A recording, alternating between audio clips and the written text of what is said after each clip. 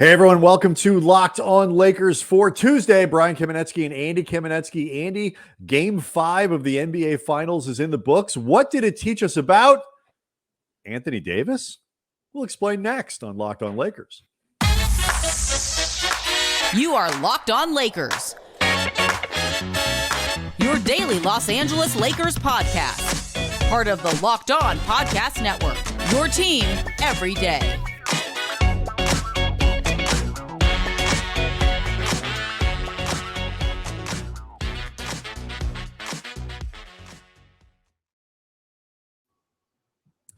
Thanks to everybody for making Locked On Lakers your first listen of every day, Monday through Friday, sometimes Saturdays and Sundays. We get this thing up early for you, never behind a paywall, always fresh Lakers content available. Locked On Lakers on YouTube is where you go to see the podcast, often a few hours early. You get the video version as well. You can see our smiling faces. A reminder to make another Locked On podcast your second listen of every day. How about one of those NBA podcasts getting you ready for the draft? The mock drafts and the NBA Big Board podcast. You can start there.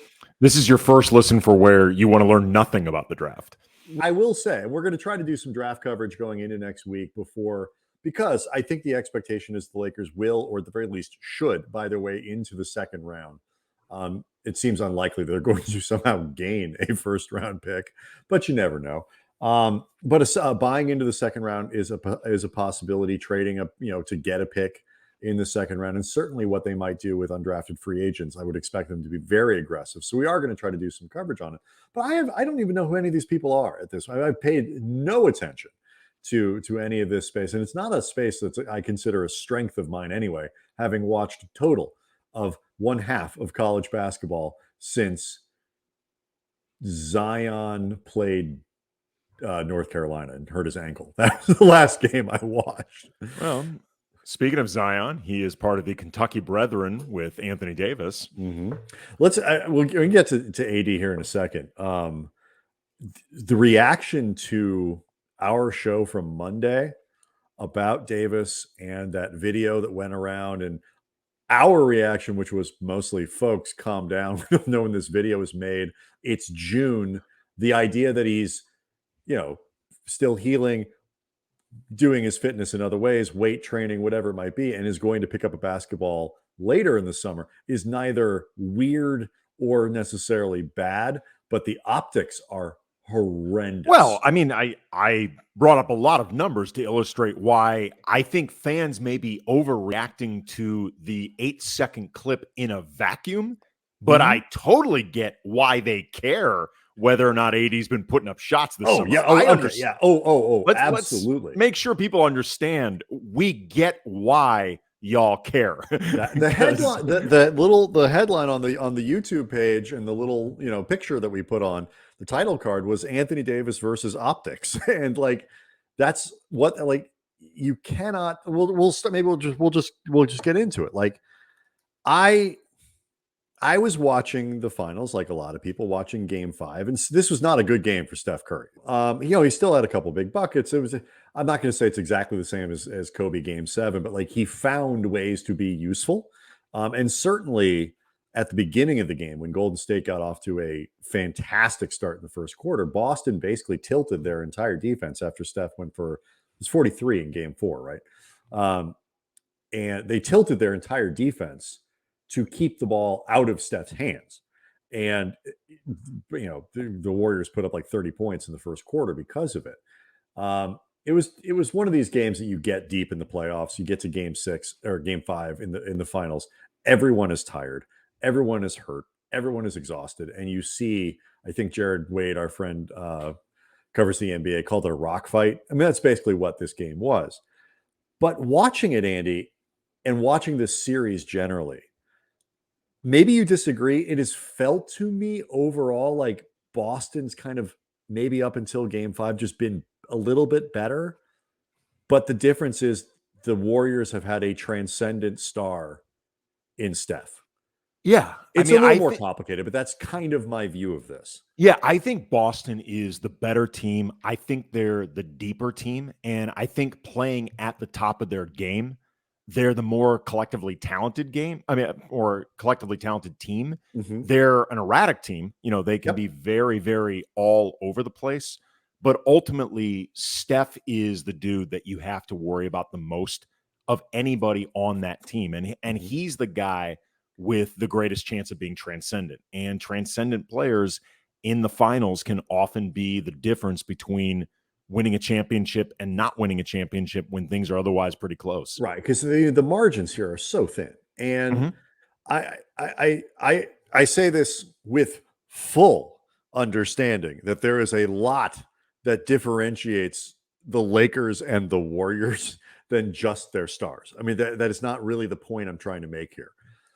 But we've talked a lot about, I think we spent a lot of time on last week's show talking about the difference between Anthony Davis as a top 15 guy, a top 12 guy, where like Jayson Tatum is, an elite player, an all-star, a guy who can win you a title, but not quite, I would say, at that level of Giannis, I would put Jokic on that group, of LeBron, certainly at his peak. Kawhi before all the injuries. Right. Just these guys who are just Steph. Kobe. One notch. Kobe, yes. One notch, just like that extra 5%, whatever it is. And 2006 Dwayne Wade. Yes. The difference between Tatum, who has not been terrible in the series, but he's been all over the place. I think he's been, he's not been as a scorer. He has not been particularly efficient. He has not been as reliable as Boston would have hoped he'd been. Having to do a lot of work defensively. And I tweeted this out, actually. I think, more tolerant than a lot of basketball fans and basketball media are of inconsistency, of even from stars and sloppy play, just because, as I mentioned, everybody is so tired. And fatigue, what is it? Like fatigue makes whatever of us all, I forget the exact, cowards of us all. Like, it just throttles people, and they're all so tired. But like, you see what it is to have one of these dudes. And I get, at the least, why the Lakers have been so obsessed with stars, because the difference between Anthony Davis as a Jayson Tatum kind of guy and Anthony Davis as a Steph Curry kind of guy can be the difference if the Lakers can fix their other 10,000 problems. That's the difference between a conference finals and a finals, or a finals and a title, when those guys are at that level. And this series has reminded me of that conversation and really crystallized it for me as to why it matters if AD is a top 5 caliber player versus a top 15 guy. Well, I mean, in particular with AD, obviously, by definition, you you can win a title with him in a very big role because the Lakers have done it. Right. But he did all of that alongside LeBron. Mm-hmm. And the difference is, exactly what LeBron is capable of. LeBron can absolutely be the difference maker, be the guy that separates your team from everybody else. There was pretty consistently delivers. There was an 8-year period where LeBron being on your team guaranteed you a trip to the finals. Like if LeBron was on your team for 8 straight effing years, LeBron on your team put you in the finals. And I believe it actually turned into 9 out of 10 once you include the Lakers stint.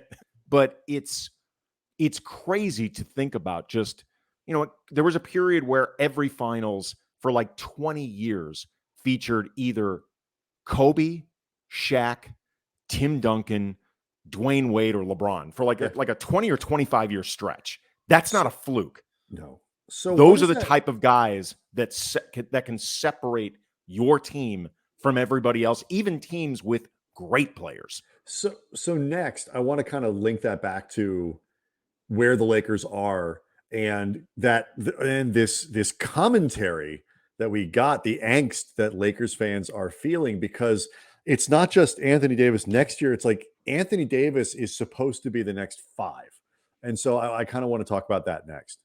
Boom! Shakalaka, the one, the only NBA Jam is back. Arcade 1UP, the leader in home retro arcade games, is not only bringing back the best game ever, they made it bigger than ever with a Shaq edition machine. Yep, the same NBA Jam you grew up playing as an arcade rat back when you had to leave your house to play video games. One of the first sports games ever to feature real and digitized NBA licensed team. This game was so much fun. No fouls, no free throws, and this time, no quarters required. Compete with friends and family through all new Wi-Fi leaderboards, making it more connected than ever. Pre-order now from arcade1up.com. That's arcade, the number 1up.com for an estimated early September ship date. Arcade 1UP is the place for fun. They got the classics like Golden Tee, Mortal Kombat, Finish Him, and many, many others starting at just $3.99. And they're giving away an NBA Jam Shaq edition to a Locked On listener. I might actually try to pretend that I'm a listener just to get this thing. Enter for a chance to win a game console for your man cave at arcade1up.com/lockedon. That's arcade, the number 1up.com/lockedon. You got until July 8th to enter to win an NBA Jam Shaq edition console. Don't miss out. Enter today. Who are you going to play with? People may remember near the end of last week, you challenged Pat Riley to a push-up contest, or thought about challenging, made a big stink out of how you could out push up Pat Riley in a push-up contest, then did backtrack a little bit and say you might need to do a tiny bit of training before putting out the I'm just curious, like, you had a weekend and a day. How's it going? Where are you on your path towards challenging Pat Riley to a push-up contest? Little behind. As you know, I got my COVID booster, Brian, and it knocked me on my keister. So I fell a little bit far behind in my training. Also, my daughter's getting ready to graduate 5th grade, going on to middle school. I'm moving relatively soon. Yeah. So there's been a lot going on. I also have not felt like doing push-ups. That's been a real problem. And as Locked On listeners, Brian, are well aware, I often say the things that come into my head without really thinking them through. It's been an issue consequence for me. Free, yes. It's been an issue for me my whole life. Yes. Anthony Davis, the angst isn't just this season. It's not just this season. But it's because, there's angst around LeBron's health. There's, whatever, but it's not the same thing. What I'm seeing from Lakers fans is not the same thing. And because LeBron has proven it over and over and over again. And even if he feels like a mercenary, even if he doesn't feel like, a Laker like Kobe did or whatever, it's like you still know what you're going to get if he's healthy enough. AD, it's not proven yet. It's not proven that he is that guy that you make a franchise pillar come hell or high water, no matter what it does to your salary cap or what you have to give up. And people are nervous. Well, when you and I were talking offline before this show about Steph and like the concept of special players, like we talked about before, it's and how it all connects to AD.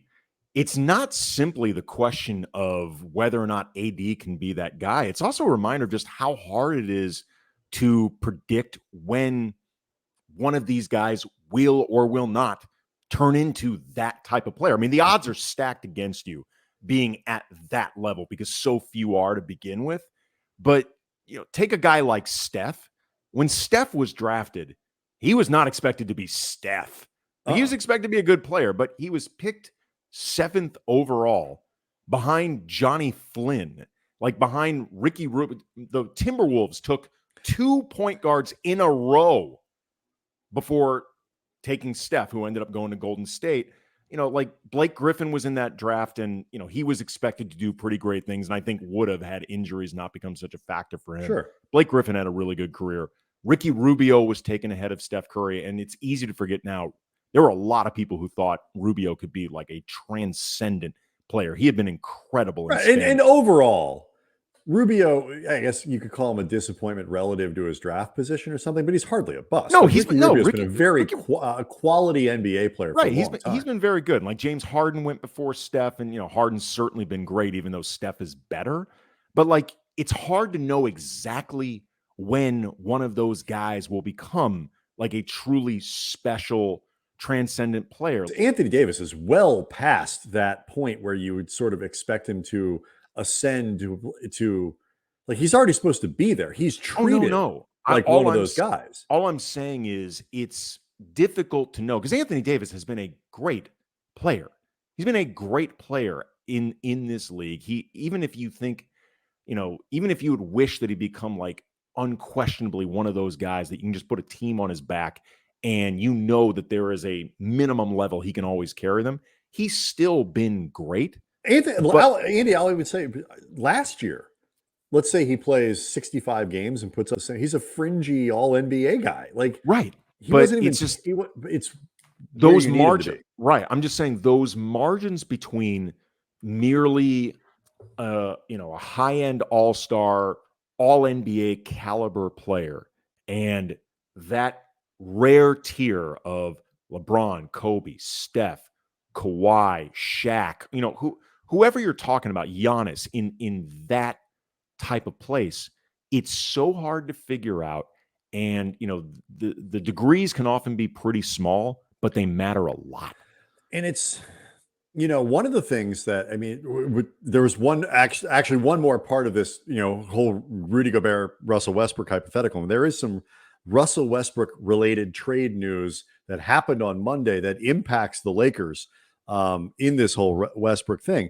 But like the Gobert hypothetical, which quite frankly has torn Lakers Nation apart, Andy. Mm-hmm. It's split us in two. Mm-hmm.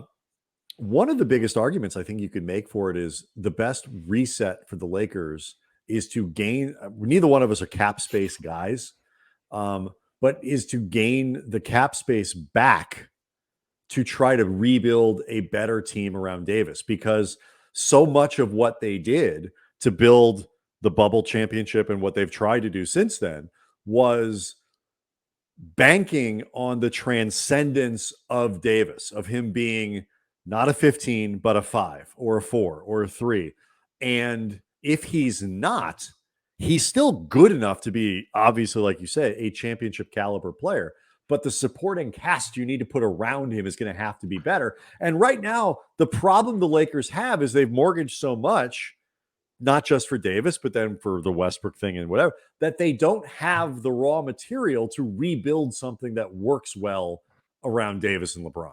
Well, it also just gets really difficult because, like, when you're talking about the post-LeBron future, whenever that happens, and presumably if AD's still on this team, if you're not convinced that he can be the true focal point of a championship team, but he obviously can be a big part of it, that he can be like a really good 1A at the very least, it's very difficult to find a guy that is better than Anthony Davis. And that's what makes it so complicated. Like, at best, there's going to be like 10 players in the league, and they're all going to be spoken for.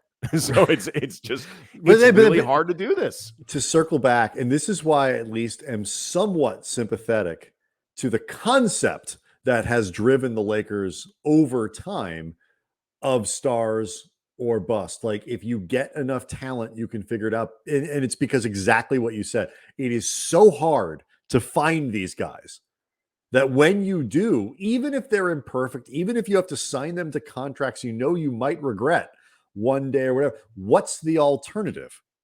Like, if you don't have them, you're going to suck, or you're going to fall into the mid lottery, and are you really sure that you're going to get a franchise guy with the 6th pick, even if you have 8 stabs at it?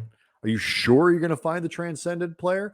So, I mean, it's really hard. So if you have the problem the Lakers have had, of course, Andy, I think, is that they've done it at the expense of fit, of depth, and of everything else that is important. And you better be damn right about the stars you're getting. And they haven't been. Yeah, not lately. They haven't been on the floor. Nope. Quick reminder that today's episode is brought to you by Arcade 1-Up. Bring home a slam dunk, including introducing NBA Jam Shaq Edition from Arcade 1-Up. Pre-order now to play with the legends. Arcade 1-Up is the place for authentic gaming experiences featuring licensed retro games from the golden age of arcades. Russell Westbrook news in terms of the trade market happening Monday. We'll get to that next. Locked on Lakers brought to you by RockAuto.com. With the ever-increasing numbers of makes and models out there, it is impossible to stock all the parts you would need in a traditional chain storefront. And look, why would you spend 30%, 50%, 100% more sometimes for the exact same auto parts at a chain store or new car dealership anyway? Dummy, let some shady salesperson openly treat you like a fool, like a sucker, talking down to you, condescending. You know they going back.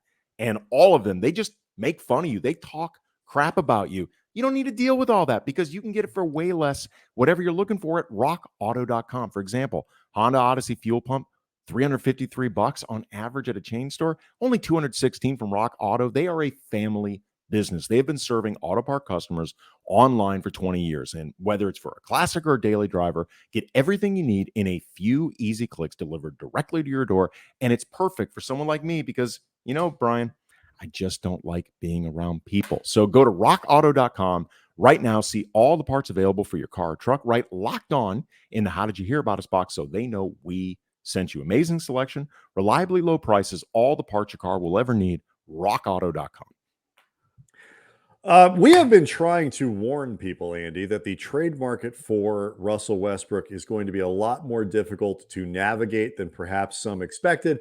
And that is especially true if the Lakers, and we think this is a good thing, don't do dumb things to get, because like, would you agree that most of course, the Lakers will absolutely trade Westbrook talk was predicated on the notion that they would do it at all costs, and there was no price that was too high to pay. I think that's where a lot of that came from. Yeah, I mean, there was this idea that if you were in the LeBron business, being in the LeBron business means, you know, as Les Snead would say, and LeBron endorsed, F them picks, except, you know, all the picks that Les Snead and the Rams have tossed around, generally speaking. I mean, I don't know every single trade they made off the top of my head, but you and I keep pretty good tabs on that team because we often talk about them for 710 ESPN and we live in Los Angeles.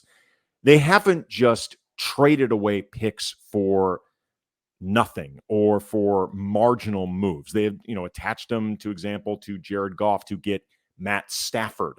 That worked out pretty well. Matt Stafford was a decided upgrade over Jared Goff. I believe so. Like they do it for things like that. They haven't. You go get Jalen Ramsey. You go right. You don't. They to my knowledge, Andy, they haven't traded a first round pick for the right to stop playing or paying a player. Right, and also too, they haven't done this from a position of not being, realistically speaking, a true contender. Usually what they've been doing is attaching picks, if they've been moving them, to press up their leverage, you know, as a really good team. Like they're continuing just to try to keep themselves in that upper bracket of the NFL. And sometimes the cost of doing business there is attaching picks, but it's because you are legitimately a contender to begin with. Like part of what makes this complicated and I think frustrating and sometimes sobering for Laker fans is the Lakers have to really be asking themselves, how close are we? Like, are we really in contention? Because just tossing around first round picks for marginal deals or just to offload Westbrook so you are cosplaying competitive in the LeBron era, that doesn't actually make you competitive. What it actually makes you is a team with very little avenues towards making good trades, towards actually making the team better. It's not about the picks, like the Lakers actually drafting this player and putting them on the team in 6 years. It's about the idea that you can't trade a pick twice. If you use it to get rid of Westbrook and you don't get anything back that really does make you genuinely better, you've wasted an asset and haven't improved in the short term and made yourself worse in the long term. Right. You're not at that point. You're not just wasting the LeBron era, if that's the way you want to think about it.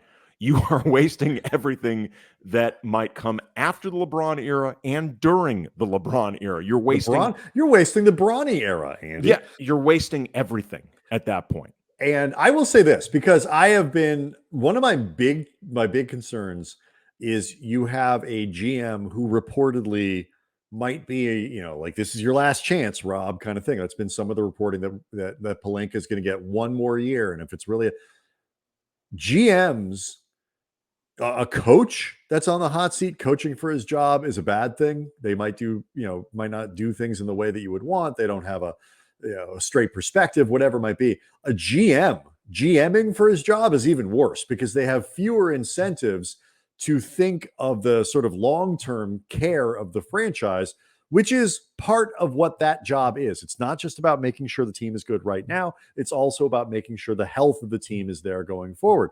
And if, in fact, Pelinka is unwilling not to trade the first-round picks, because there might be a good deal out there where it's worth putting those things Absolutely. in there. But to not trade Westbrook at all costs, I would actually consider that to be a compliment to Pelinka for not putting, theoretically, his own self-interest ahead of the team. And Lord knows, Andy, you know that Rob Pelinka is not somebody that either one of us routinely heap praise upon. So I will try to give him credit for at least posturing that they're not going to do something stupid that really isn't in his short-term interest.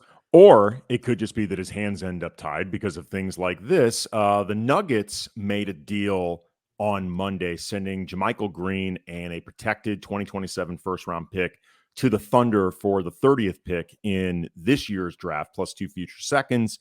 And the reason that matters for the Lakers is JaMychal Green is expected to opt into his $8.2 million salary for this upcoming season, which will eat into the cap space that the Thunder have heading into this draft. It'll leave them with about 23.4 remaining. And as a lot of listeners will know, the Thunder have been linked to the Lakers as a potential destination for the Lakers pre-draft if you wanted to make a deal, because especially if they move, I think it's Mike Muscala and Derek Favors, they could have enough space to trade for Russ, essentially absorbing his salary and also then creating a pretty big exception for the Lakers.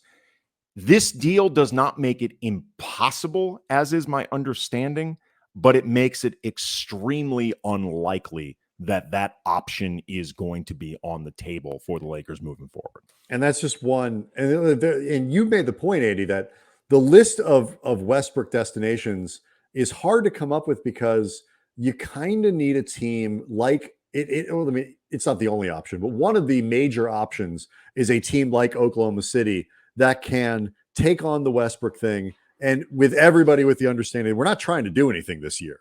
And so it doesn't hurt them. They get some sort of benefit out of it. Unless a team really likes Russ, unless a team thinks that Russ can help them this upcoming season. And just to review, how many of those teams do you think there are? I'm guessing not many, but I'm just saying. I'm guessing zero. It's got to be a team that either has no big plans for this upcoming season in terms of competitiveness, or a team that does, for whatever reason, feel like Russ can help them this season. But I mean, has the salaries and all that stuff they can move, blah, blah, blah. But it's just, you're working with a small pool of candidates to begin with. And that is a point that I've made a lot this offseason. People are going to have to get used to the idea. But I will say, like, the 50-50, we can quit here. The 50-50 thing that Gobert trade, with that, the commentary we got on the Locked On Lakers YouTube page showed me, fans are a lot more, I think, savvy now about fit, about long-term contracts, about how somebody like Gobert impacts what you can do going forward. Now, I think some of the criticism of Gobert is unfair, but a lot of it is legitimate. The fit stuff matters. We don't have to rehash the whole argument. But I do think that some of the resistance to Gobert is just based on the context of last year's experience and what it's like to take a star player, a high profile, high payroll guy, if nothing else, and try to jam him in somewhere where it may not work. I feel like Lakers fans are a little traumatized about that kind of experiment. We got smart listeners, Brian. I would agree. Locked On Lakers on YouTube is where you go to find the show and watch it usually a little bit before the audio product. So subscribe there. Some good interviews we're hoping to line up for everybody over the course of the next week or so. So stick with us, stick with the show, and we will see everybody on Wednesday.